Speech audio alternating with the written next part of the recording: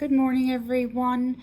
I am going to start lesson 8.3 on geometric sequences and series. So remember I said at the beginning that there were going to be two classes of sequences and series that we were going to look at, that we could define a rule and to find how to find their sum. So the first one we did was the arithmetic ones, and the second one we are going to do is the geometric ones. All right, so a geometric sequence is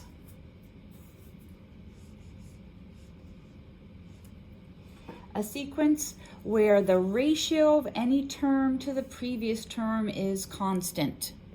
In other words, you get from one term to the next term by multiplying or dividing by the same number. So a sequence where the ratio of any term to the previous term is constant.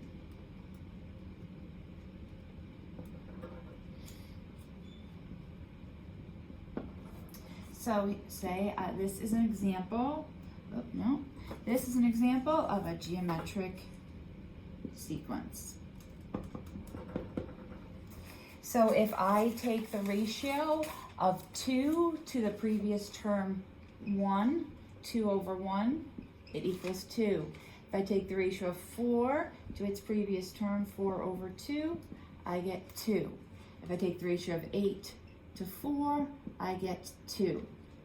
So the ratio of a term to its previous term is the same. That's what I mean by constant. It means it's the same number each time. And we call that number right there the common ratio. So in this case, the common ratio is 2. All right, yesterday we saw that the graph of a geometric, hey, you got the dog in. The graph of an arithmetic sequence, all the terms fell in a line. We can guess here, because these are growing by multiplication, that these are going to fall in a geometric pattern. In an exponential pattern, I mean. So if I go over 1, 1, over 2, 2, over 3, 4, over 4, 8, we're going to see that it's going to start curving up. Okay, it's going to be curving up in an exponential pattern. Okay, I'm going to erase this line though because we don't actually connect the dots, but the dots form in an exponential pattern. Again, this is n, this is an. So how I got those pair of points is I got the point 1, 1, 2, 2, 3, 4, and 4, 8.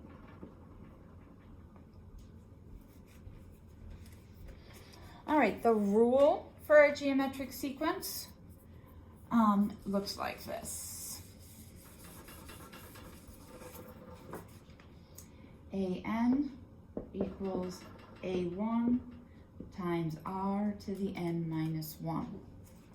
So the things you need to know in order to write the rule is you need to know a1, so you need to know the first term, and you need to know the common ratio. So we need to know the first term, and we need to know the common ratio. All right. So if I had this geometric sequence, first let's check and see if it's a geometric sequence. So if I do negative 18 over negative 3, I get 6. If I do negative 108 over negative 18, I get 6. If I do negative 648 over negative 108, I get 6. All right, so it follows a pattern of a geometric sequence, and its common ratio is 6. So in this case, I know A1 is -3, R is 6, so I'm just going to fill into this formula.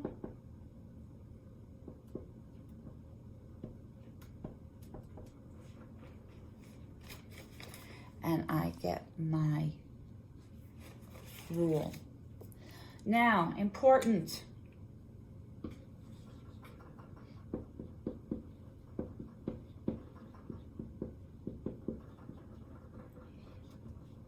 The 3 and the 6 cannot be combined. Why? Because the 6 has a power to it with a variable in it and the 3 does not. All right, so you might want to do this so that you know that you have to keep them separate, but do not write that as -18 to the n-1. All right, they need to stay separate. And if I was evaluating that, I would do it separately too. So say, for example, I asked you to find the 50th term. Well, we don't want to find, that's going to be a huge number because remember, this grows exponentially. So say, for example, I want you to find the 10th term. All right, so we want to find a sub 10. I'm going to plug in -3, 6 to the 10 minus 1. All right, so I'm going to, a to the 10 is going to be equal to -3 times 6 to the 9th. All right, I need to put that in my calculator that way. I need to put in 6 to the 9th and multiply by -3. And I'm trying to see where I don't have my calculator right in front of me, all right?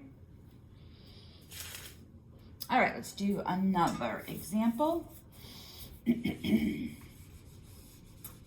We're gonna leave that important don't combine there. All right, my example is 88, -44, 22, -11, ... All right, so let's check. Watch this one here. Be careful here about your ratio. We're doing -44 over 88. 22 over -44. It's the second term over the first one. All right, so this equals -1/2. This equals -1/2. This equals -1/2. All right, so it does have a common ratio, but in this case, the ratio is a -1/2. So if I write my rule, I have R equals -1/2 and A equals 88.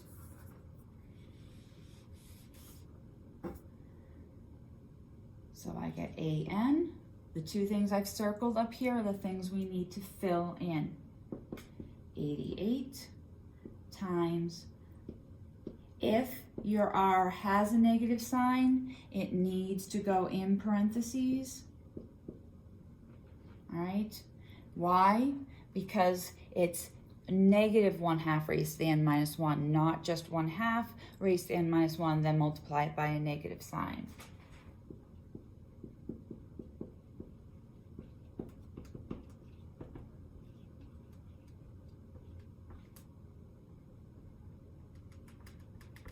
Okay, if negative, use parentheses. And again, we are not going to combine the 88 and the -1/2.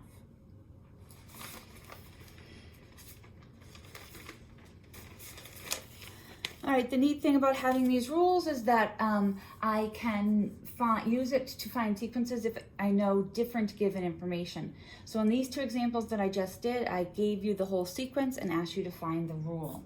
But if I just gave you the first term and the ratio, you could find the rule, right? Because that's the only two pieces of information that I need to be able to write the rule. So if I said, find the rule given any term and a common ratio, then I do have to do a little bit more work because I did not give you the first term, all right?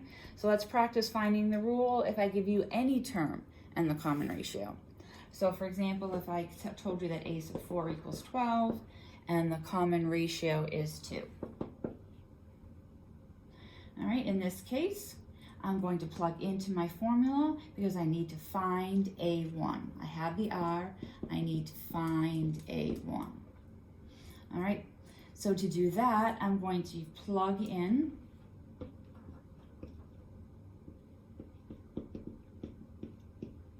into the general formula. Okay, so A4 equals A1 times times the common ratio 2 to the n minus 1, in this case is 4 minus 1. I know A4 is 12, so I know 12 equals A1 times 2 to the third, or 8. Right, 4 minus 1 is 3, 2 to the third is 8. So now I just have to divide both sides by 8. A1 equals 12 over 8, or simplify it down, 3 over 2. So now I can go back and write my rule. So this rule is just for A4. I want to write my rule for the general case. Remember, A sub n stands for the general case for any number that I could plug in for n. I know A1 is 3/2. I know my common ratio is 2 and minus 1.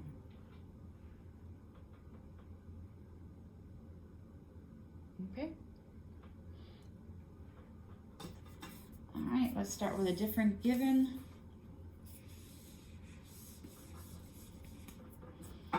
Say I'm given A5 equals 32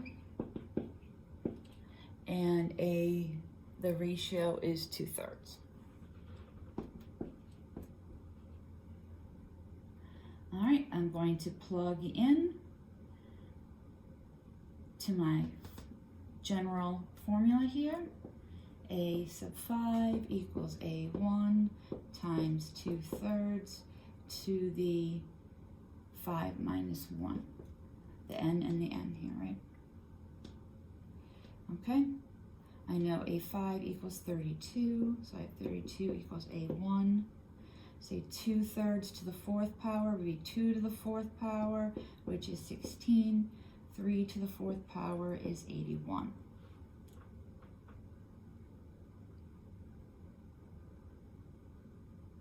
All right, to solve that, I'm going to multiply both sides by 81 over 16.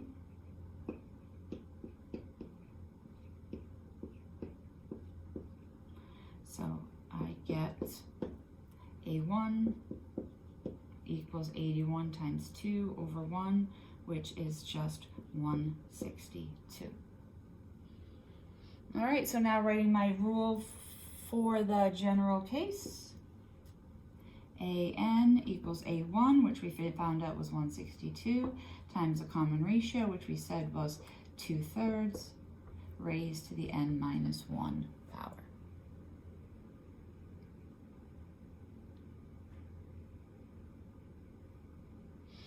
All right, I can also work backwards if I'm given any two terms in the sequence.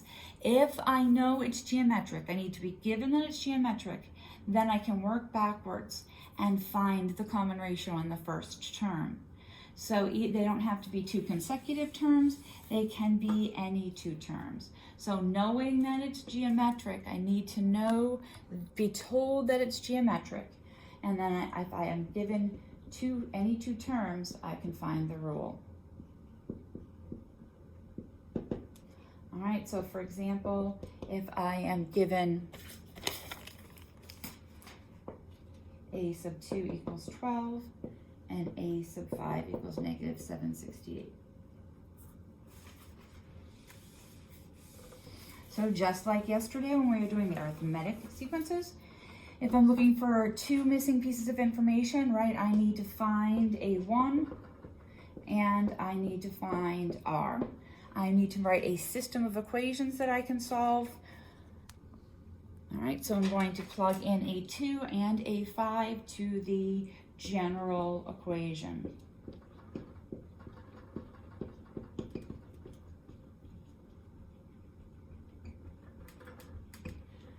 Okay, so first I'm going to plug in A2. A2 equals A1 over R to the 2 minus 1. A2 is 12. I don't know what A1, I don't know what R is. And 2 minus 1 is 1. So I have A1 times R equals 12. You can put those times in there if you want. All right, A to the 5th equals A1 I don't know, R I don't know, but I know N is 5, so I do 5 minus 1. All right, so I get negative 768 equals A1 times R to the 4th. All right, I'm going to solve here for A1, just like we did when we were doing arithmetics. In this case, we solve for A1, and then I'm going to substitute it in there. So I'm going to divide here, both sides by R. So I get A1 equals 12 over R. Now I'm going to take that, and I'm going to plug it in here. So I get negative 768 equals 12 over R times R to the 4th. And I can write that R to the 4th over 1. Well, the nice thing about that is I can cancel out the R on the bottom and the R on the top. So I get negative 768 equals 12R cubed. If I divide both sides by 12, I get R cubed equals negative 64. If I take the cube root of both sides there, I will get R equals negative 4. Now that I know R equals negative 4, I'm going to come back over here and plug in A1 equals 12 over negative 4. So A1 equals negative 3. So going back, I'm out of room down there, I'm right up here for my general formula. I will plug in, so AN equals A1, which we said was negative 3, times R, which we said was negative 4, to the N minus 1.